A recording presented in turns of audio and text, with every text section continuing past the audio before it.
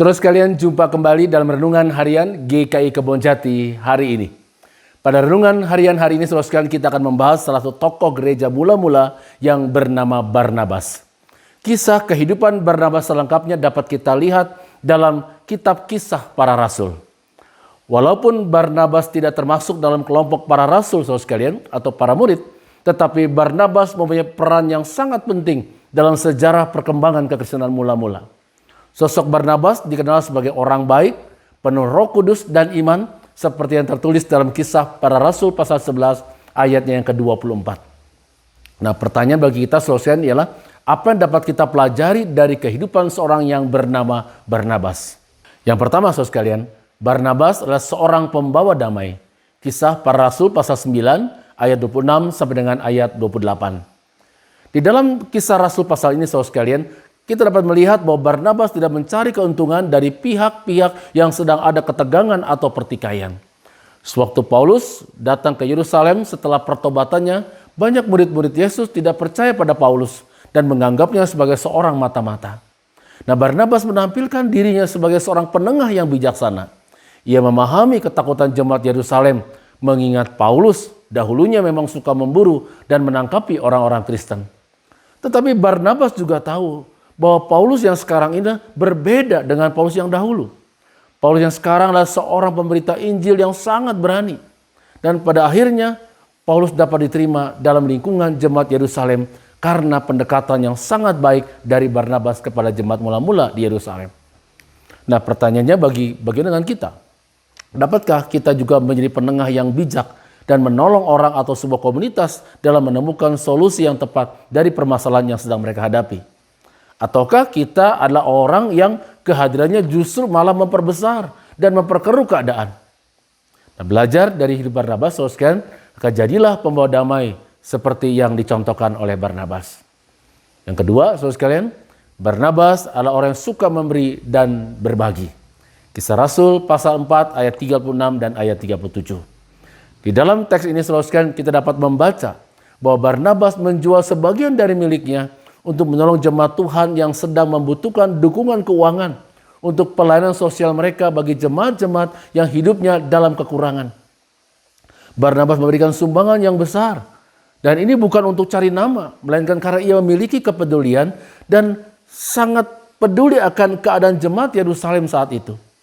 Barnabas tidak asal memberi, tetapi karena ia merasa peduli, merasa memiliki persekutuan jemaat Yerusalem itu. Barnabas meyakini betul perkataan Tuhan Yesus adalah lebih berbahagia memberi daripada menerima. Suka memberi dan berbagi berarti tidak mementingkan diri sendiri. Suka memberi dan berbagi berarti murah hati. Barnabas memberi tanpa menuntut balas. Barnabas memberi tanpa mengharapkan pamrih atau balas jasa. Nah, pertanyaan bagi kita saudara sekalian, apakah kebaikan yang kita lakukan pada orang lain itu tulus, tanpa pamrih, karena kemurah hatian, karena kita orang yang suka memberi dan berbagi, ataukah ada motif-motif lain kepentingan di balik itu semua? Apakah persembahan yang kita berikan atau perbuatan baik yang kita lakukan kepada orang lain itu lain dari hati yang peduli? Dan karena itu dengan sukacita kita berbagi berkat Tuhan kepada yang lain, kepada gereja kita. Yang ketiga, saudara sekalian, Barnabas memberi kesempatan dan dorongan pada orang lain untuk memperbaiki diri. Kisah Rasul pasal 15 ayat 35 sampai dengan ayat 41. Saudara sekalian, Paulus menolak untuk mengikut sertakan Yohanes Markus dalam perjalanan penginjilan Paulus dan Barnabas. Karena menurut Paulus tidak baik membawa orang yang pernah tidak setia dalam pelayanan. Tetapi Barnabas ingin memberi kesempatan sekali lagi kepada Yohanes Markus. Barnabas sadar bahwa semua orang pasti pernah berbuat kesalahan. Dan kalau ia sudah sungguh-sungguh menyadari kesalahannya dan ingin memperbaikinya dan menunjukkan pertobatannya, mengapa tidak diberi kesempatan?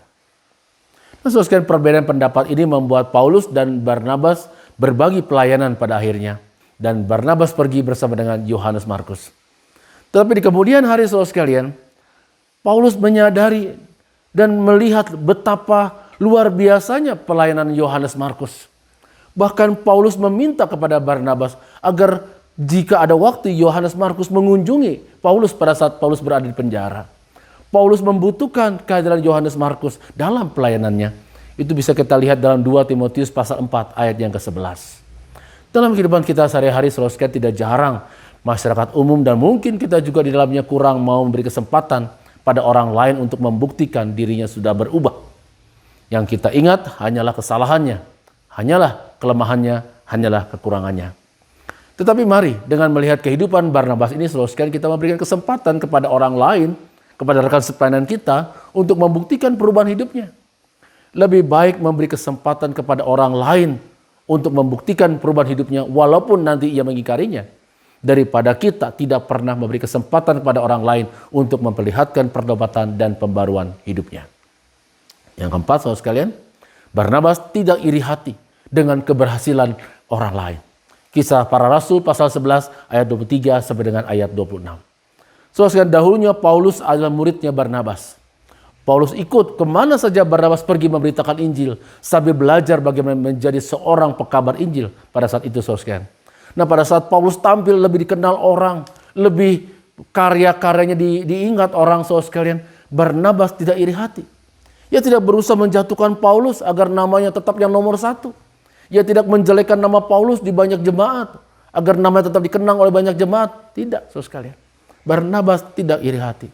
Justru Barnabas merasa bangga bahwa orang yang dididiknya, orang yang dibimbingnya lebih berhasil dari dia. Saudara sekalian, janganlah kita iri hati atas keberhasilan orang lain.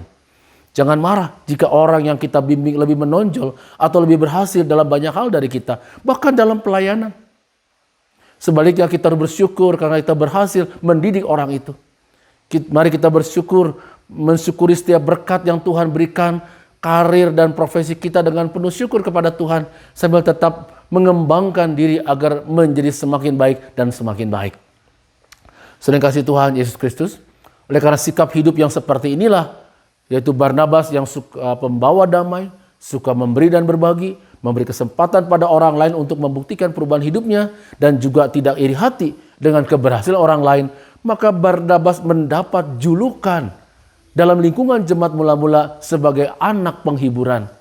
Karena dimanapun Barnabas berada, Barnabas mendatangkan kesukacitaan, mendatangkan kebahagiaan dan keteduhan hati. Hidup Barnabas menjadi kesaksian yang kuat untuk membawa orang untuk mengenal Yesus sebagai Tuhan dan Juru Selamat. Oleh sebab itulah di dalam Kisah Para Rasul pasal 11 ayat 24, kita membaca pengakuan jemaat mula-mula atas kehidupan Barnabas, yaitu Barnabas adalah orang baik, penuh dengan Roh Kudus dan iman. Sejumlah orang dibawa kepada Tuhan. Kiranya sikap hidup yang diteladankan oleh Barnabas menginspirasi kita, menginspirasi saya dan saudara untuk menjadi umat Allah yang semakin berkenan di hadapan Allah. Tuhan memberkati kita semua. Amin.